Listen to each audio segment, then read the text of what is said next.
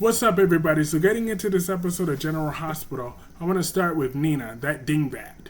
So, she was sitting there with Sonny, and Sonny wanted to take her to a trip afterwards, and he was kissing all over her. I'm like, damn, I sure hope he has some mouthwash. And she said, no, you don't have to take me anywhere to go cheer me up. I know I'm not invited to Willow's wedding, but I hope it's the best. I hope it's her happiest day ever. And then, but eventually she slipped up because her and Sonny kept talking, and she mentioned how those Quartermains are just as dirty because, especially when it comes to their precious ELQ after what Carly and Drew tried to pull. And then Sonny was like, what are you talking about? And then Nina covered. She's like, oh no, I'm still just not happy about how Carly and Drew had to be the ones to tell Willow that Obrick was missing. And then Sonny's like, I don't know why you're tripping about that because I had your back that day. I was sitting over there trying to do everything we can to try to find Lisa, and you seemed like you were okay with that then. And then she's like, oh yeah, okay. And she's like, then Sonny pleaded with her. He said that you need to let your animosity towards Carly and Drew go so you could just focus on us. And then Nina's like, well, yeah, of course. So, and then once Sonny left, she got on the phone with Martin and talked about, oh yes, I want to double down. I want to make sure that the FCC knows all about Carly and Drew. Today. I'm like, Nina is a piece of work. She don't, my big thing with Nina, she don't ever take accountability for her actions. Nothing that Carly said to her the other day went through to her head. That Nina's been a bitch to Willow for years now. And it's just sickening.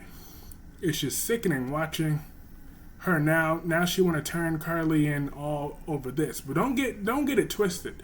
Carly brought this on herself as well because both Michael and Drew told her to stay out of this, but Carly didn't want to listen. Carly wanted to do what Carly wanted to do, and now it's backfiring in Carly's face. But Nina is just, that doesn't excuse Nina's actions and reasons of being so damn vindictive. Her non-relationship with Willow is Nina's fault because Nina never knows how to fall back. Willow was on her side initially with this whole Wiley situation, but Nina just would not give them space. All Willow wanted to do was was ask Nina to step out of Wiley's life for the time being so she could eventually get Michael to calm down.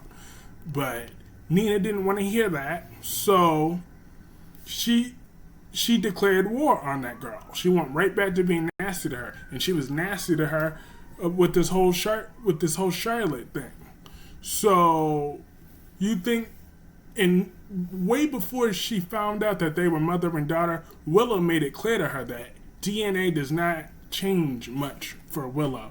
She does not feel that automatically entitles you to a relationship. So Nina knowing that about Willow, Nina has no one to blame for herself for all the issues that she's having right now. And when Willow finds out, she's just going to disown her even more. So Nina's about to lose Sonny and have Sonny for an enemy. And Sonny might start seeing her as an enemy. So I can't wait until this backfires in Nina's face. Long overdue. But moving on from that dingbat, I want to talk about a true highlight of this episode to me was Tracy Quartermain. That woman is a trip. She came up in there and talk about, well, damn, ain't none of y'all motherfuckers gonna welcome me up in here? And then, so they acknowledged her, and then she turned around, she looked at Carly, she's like, what the hell, what is she doing here? And then they would, and then Tracy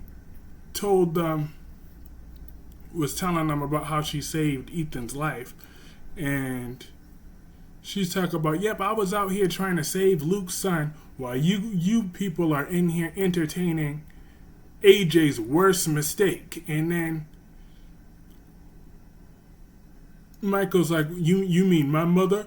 And then Tracy was like, my sympathies. I'm like, yes, this is the Tracy we need. Tracy is that one that could read Carly just like that, and ain't damn thing Carly gonna do about it.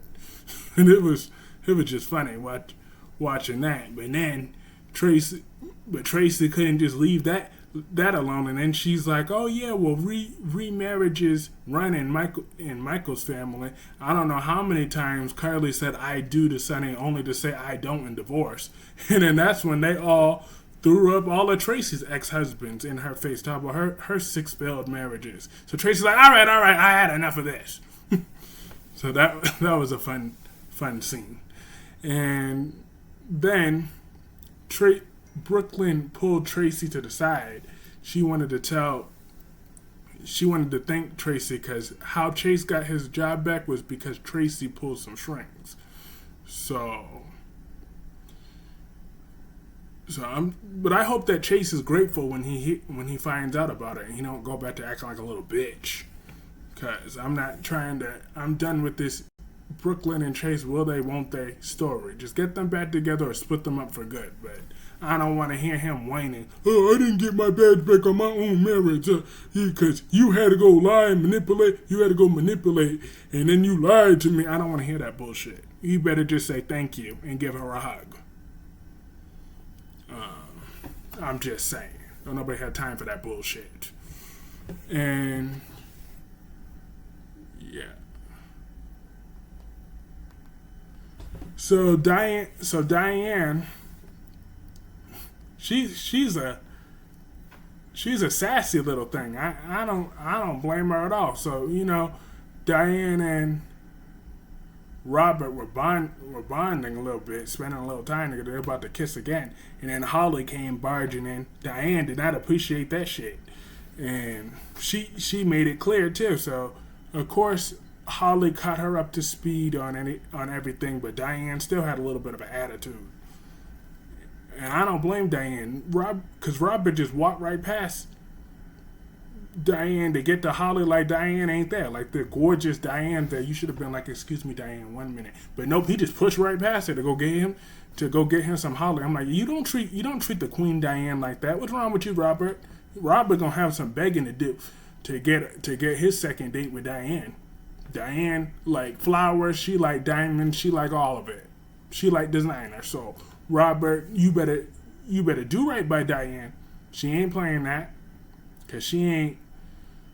So she was talking with Alexis, and she was all in her feelings. And I don't blame Diane. Diane is a goddess, okay? So he better treat her right. Don't be doing that no more.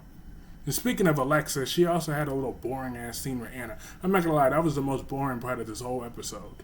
I wasn't really a fan of that scene. They were talking about Valentine and whatever else, but it went on too long as far as I'm concerned. That scene wasn't really necessary. So I don't really want to talk too much about it.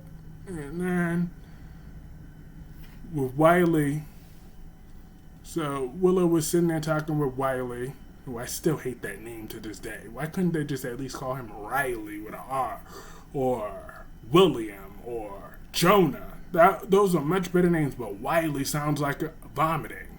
Like, I will never get over the writers giving him that name. Like, who the hell was in that writer's room that said, oh yeah, we're going to name him Wiley? I want to know who. So I could cuss that writer out. I want to know whose idea it was first that said, yep, we're going to name him Wiley. Really. I dare you to come in my comment section and tell me why you wanted to name him Wiley. That name just makes me sick. But anyways, he's going to be the little ring barrier. So he's all happy about that.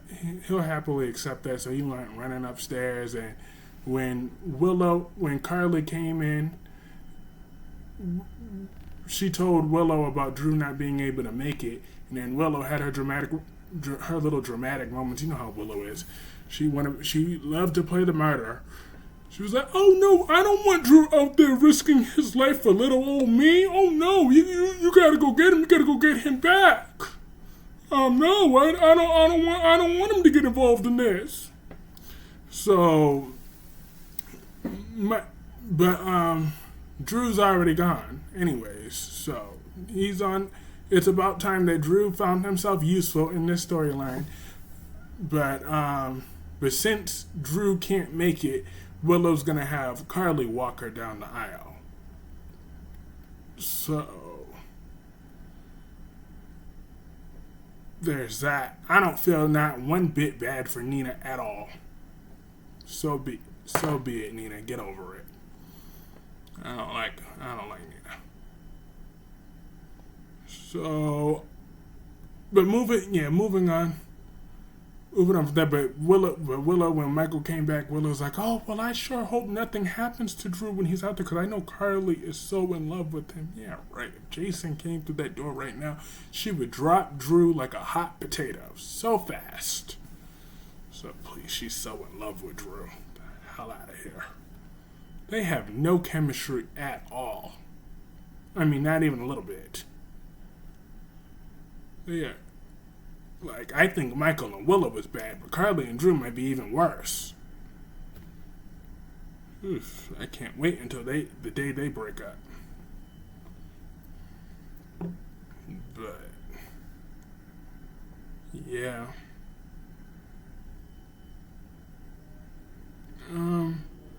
But I believe that was mostly everything in this episode. I'm gonna just double check real quick up in here. Oh yeah, no, it wasn't. So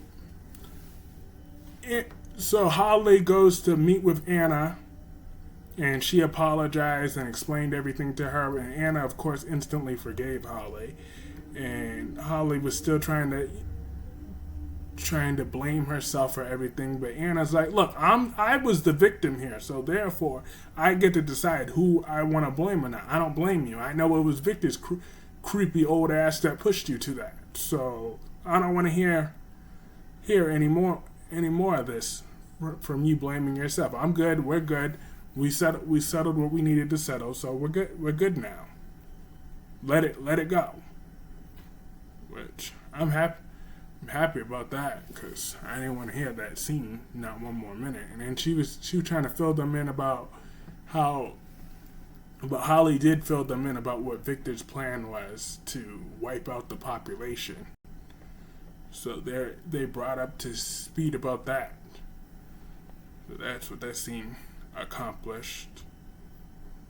But that was everything. That was everything in this episode. So I thank you all for watching. I hope you have a great rest of your day. Hit the like button and comment below. I would love to know what you thought about today's episode. And I will see you all later. Peace.